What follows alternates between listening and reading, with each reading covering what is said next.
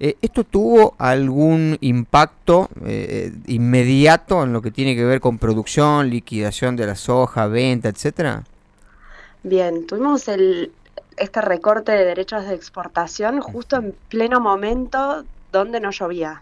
Si bien Ujú. estas últimas empezamos a ver algunos frentes y la situación hídrica y los cultivos, algunos, ¿no? Los que todavía están en carrera, recompusieron algo y por delante ahora tenemos pronósticos. En enero en Argentina prácticamente no llovió y también el mercado, vos marcabas recién a nivel internacional, bueno, ¿qué se está mirando?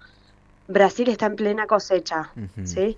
Que el mercado viene siguiendo un poco esto, cómo va evolucionando el avance, digamos, de las máquinas.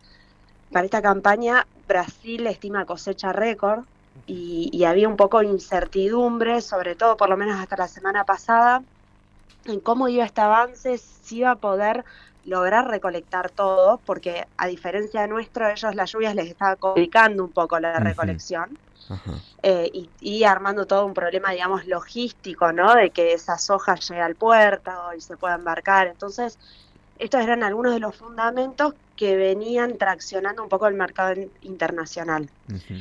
Entonces, esa incertidumbre en la soja en Brasil, sumado a la incertidumbre en nuestra productiva, que acá el productor, digamos, al no saber cuánto va a tener, por ahí es más difícil tomar la decisión de venta y avanzar sobre eso.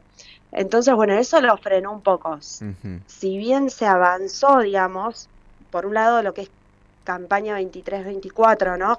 Sí. Lo que quedó de la cosecha pasada, de lo que cosechamos en mayo del 2024, algo se avanzó en precio, todavía no alcanzamos, digamos, los niveles promedio, ¿sí? Claro. Venimos bastante abajo, ya hace varios años, podríamos hablar de 4 o 5 campañas, lo que marcamos siempre, ¿no? La Sí. soja es el refugio de valor, además por ahí está una cuestión de tipo de cambio, ¿no? Venimos de años muy movidos en cuanto a lo político y Sí, por económico, supuesto.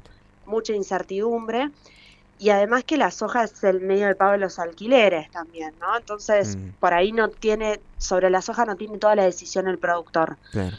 Pero bueno, para marcarlo y para ir a números concretos, digamos, no llegamos todavía al 70% de lo que es la soja vieja que le llamamos, lo que fue la campaña pasada, y el promedio está en el 77%, Ujú. ¿sí? Hay ahí todavía un diferencial. Y Claro. después de la soja nueva, que sería de la soja 24-25, la que vamos a cosechar ahora este mayo, Claro. ahí sí venimos bastante lento todavía. Bien. Digamos, a niveles números, las bolsas hablan más o menos entre 48 o 49 millones de toneladas que vamos a tener y solo le pusimos precio a 1.200.000 toneladas. Ujú. O sea, eso es el 2% Claro, cuando en nada. promedio deberíamos estar más al 8%. O sea, Claro. falta, digamos, Sí, sí, ponerle bastante precio. está al 25% de lo que debería estar, digamos, básicamente. Claro. Ahora, Ujú. Sí. licenciada, sabemos que el campo es una de las fuentes de ingreso de dólares legítimos que tiene la República Argentina, ¿no? En lo que tiene que ver con la balanza comercial y demás. Ujú. ¿Qué representa la soja en eso? En términos de dólares para, obviamente, un gobierno cada vez más necesitado de reservas. Y no me refiero a este gobierno, sino los últimos dos que pasaron también, ¿no? Por supuesto. Sí, sí, sí. Ujú. Mira, nosotros hacemos un análisis que es hacer un corte al 30 de junio, ¿sí? De cuánto se debería haber facturado, cuánto por lo general se factura. ¿Qué digo cuando Sí. digo se factura? Es el volumen que informa la Secretaría de cuánto se comercializó, depende, digamos, mirando los distintos precios, ¿sí? Por lo Ujú. general, después de cosecha ya tomamos precio pizarra y si no, vamos tomando el precio futuro de la soja, digamos. Eso es, Sí, es un P por Q, digamos, en volumen total. claro, Bien, claro. eso a fines de junio, entre los tres productos principales, que si hablamos de soja, maíz y trigo, estamos casi en 11.000 millones de dólares, Ujú. ¿sí? Para un volumen total en dólares. Sí, ¿Qué pasó? Estos últimos años siempre veníamos bastante más abajo. claro. Eh, no, digamos, por lo general después se llega al promedio de estos 11.000 millones de dólares. Yo recién marcaba que o sea, de esa soja, esa cantidad que tiene precio es solo el 2%, ¿sí?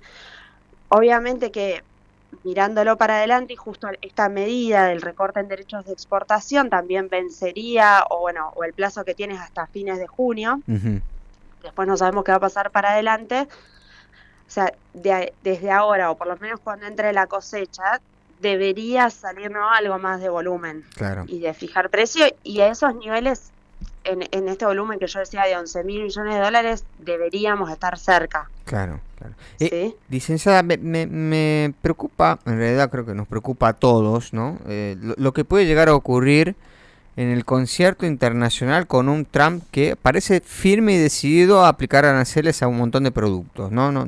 Creo que no mencionó en ningún momento las cuestiones de los alimentos, de los commodities, pero habló de aranceles recíprocos. Obviamente que apunta a una guerra comercial con China, aunque también suma a otros ex aliados o potenciales aliados estadounidenses. Y China es el gran comprador en este caso de commodities y de soja. ¿Esto puede afectar a la Argentina? Mira, esto ya lo pasamos. Sí. O sea, en el 2018 pasó una situación similar. Desde ese momento hasta ahora, China, o Brasil ganó participación en las compras de China. O sea, China es más Brasil dependiente que Estados Unidos. O sea, Estados Unidos fue perdiendo terreno. En su momento, ¿qué pasó? Chicago bajó. Chicago es el mercado de referencia para los commodities, ¿sí? Para, digamos, todos los productos principales los vemos desde ahí. Entonces ahí Chicago sintió cierta presión porque el demandante principal no estaba activo en ese mercado. Pero, a diferencia por ahí, el impacto para Sudamérica no fue tanto porque sí China vino a demandar la soja más acá. Digo acá, pero en realidad es a Brasil, ¿no? Y bueno, una región, y nosotros por vecinos. Este año, ¿qué es lo que estamos viendo? O desde la campaña de Trump hasta después la asunción y demás, hubo muchos anuncios, sobre todo en campaña.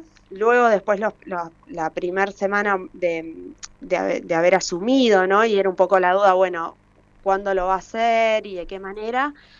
Todavía no hubo algo específico con respecto a los productos agrícolas, como vos decías, digamos, al principio. Sí, recordemos, ¿no? Hay un 25% que usa todos los bienes de México y Canadá, que eso va a correr a partir del 4 de marzo. Y anunció un arancel adicional sobre los productos chinos del 10%. ¿Sí? A lo que China, digamos, dijo, bueno, yo voy a poner, digamos, responde con un arancel entre el 10 y el 15, pero todavía no incluyó a productos, a commodities, digamos, ¿sí? O sea, habló sobre el petróleo, sobre la maquinaria agrícola, sobre el gas, pero no apuntó a los commodities. Ellos en su momento, en la guerra comercial anterior, habían firmado unos acuerdos, ¿no? de paz comercial, digamos.